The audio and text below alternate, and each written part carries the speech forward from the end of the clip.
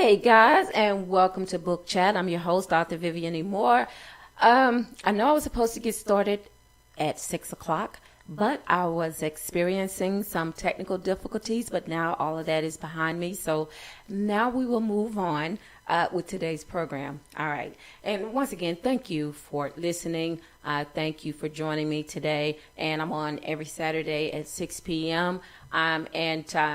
And I want to give you a few more ways to reach out and to interact with me. And so the first one, of course, is to my Spreaker account. And that one is https://www.spreaker.com/user/Author Vivian E. Moore. You can also follow me, like me, on Facebook. And that is https://www.facebook.com/Author Vivian E. Moore. You can also follow me, like me, on Twitter, and that my Twitter handle is God's Property 46. And you can also check out each Saturday. I upload the topic of what we're going to be talking about on the shows that I do each Saturday, and you can check that out on Instagram, and that one is https://Instagram.com/God's Property 51. You can also check out my website, which is https://vivianmoore.wixsite.com/Author Vivian Moore. And you can also check out every transcript that I do for each Saturday is uploaded to my blog site, and that is at vivianemore.blogsite.com. And also, if you want to check the show, if you want to listen to the recorded version, you can go to iTunes and you can get it there. And you can also listen to it on iHeartRadio. And for either one of those URLs, you can go directly either to my Facebook page or you can go to Instagram, and all that information is there along with all the other URLs that I gave out for you today. All right, so without further delay, we're going to get straight to today's show. The title of today's show is I before E, Except After C, and the topic is the perfect edit. And I have to apologize for my voice. I went to choir rehearsal today, and so I'm having just a few problems with that, and also allergies. So my voice may sound just a little bit husky, but I'm sorry, I can't help it. So anyway, now that you've completed your project, and I'm talking to writers, and you've read and you've reread every paragraph, and you've checked for dangling participles and subject-verb agreement, and there is just nothing left to do, right? Well, even after you've checked for filler and repetitive words, believe me, there is still more work to do. Every writer knows to achieve a perfect story, you must have the necessary elements to make this possible. And one of the most prominent features you can add to any story is editing. It is essential, and it is highly recommended that before you release your greatest masterpiece to the world, you need to make sure that you have crossed all of your T's and dotted every last one of those I's. Recently I began a new project that is nearly completed, and so far I've spent over 2,000 hours of editing, and I am not exaggerating. Truly, truly, truly, I have. And trust me, I have only scratched the surface. But, that's when a more trained eye will be necessary to catch all the things that I've overlooked, because even though I've spent all of this time looking over this manuscript just about every day, going through it and checking for things that are not needed, checking for things that are redundant or unnecessary, and filler words. I've done all of that. And there still may be some things that I've missed because, of course, I've got my writer's hat on. But when I'm editing, that is not my trade. That is not my profession.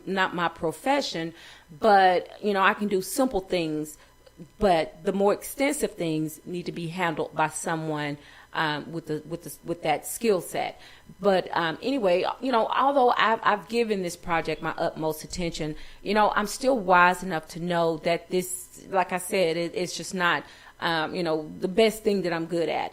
And no matter how hard I've tried to pay attention to every detail and to perfect my work, it requires more than I can give. And so I have to send it off for more editing, and not only just the editing, also for the proofreading, because sometimes during editing, even the editor sometimes can make mistakes, but that's where the proofreading comes in, and that's very necessary too on your end and theirs, because whenever you send anything off to be edited and they send it back to you, it is your responsibility at that point in time to check it and to make sure that it's right. Just don't assume that it is. You need to read every single line. You need to reread that book, just like it's the first time you've ever started working on it, because that's the only way you're going to check errors that they made. So it's like you have to check behind them, but it's easier to do that, if you read every single line as if it was the first time that you've read it. And, because this is so crucial. And I know that, just because we know how to write, it doesn't mean we have every market covered when it comes to storytelling. Let's just face it, we don't know everything. And unless you have a degree, or like I said before, or that special skill set for editing, then it is wise and vital that you pass this phase of the project on to more capable hands. And I know letting go is hard to do, because I've been there and I've done this on many occasions. And, it's okay, because I know exactly how you feel when it comes to other hands handling your work. It's like a prized possession to you. I know my work is to me, and it's my treasure. So, and a lot of times you're unsure, if someone else would treat it with the tender love and care that you've given it. So, those things are they're like your babies, and you want to make sure that they have everything that they need before you set them off into the world. Now, let's be honest. Sometimes we can be oversensitive to scrutiny when unfavorable suggestions are made. And believe me, the editors will make suggestions, but these things are important. They're important to the success of your work. And don't be so quick to say, well, I'm not changing this because this works. Sometimes it's good when you let someone else view it and read it, someone that's been in this business of editing probably a whole lot longer than you have been writing. So sometimes you just have to trust. And I know it's a blind trust, but still you have to trust. But understand, this is only part of the process. Each and every work of art must undergo critical changes. And I know that this sounds so devastating, and I'm sure, but it's totally necessary. Remember, a wound won't heal without the skilled hands of a surgeon who was subjected to cutting, because this actually promotes healing and growth. You are not alone on this journey. And if you were to have this conversation with a multitude of other writers, they will tell you and they will recommend further editing by experienced hands. This can only improve the strides you've made to perfect your masterpiece. So remember, the perfect story deserves a perfect edit. Happy writing, folks. This is all that I have for you today. I hope that I have given you just a little bit of knowledge, just a little bit of wisdom, just a little bit of advice to help you with the project that you're currently working on, or even your next project that will be, in the future. I hope that you found something worthwhile out of today's show. And also remember, tomorrow is worship day. I hope you're planning on attending service tomorrow. Take someone that you love.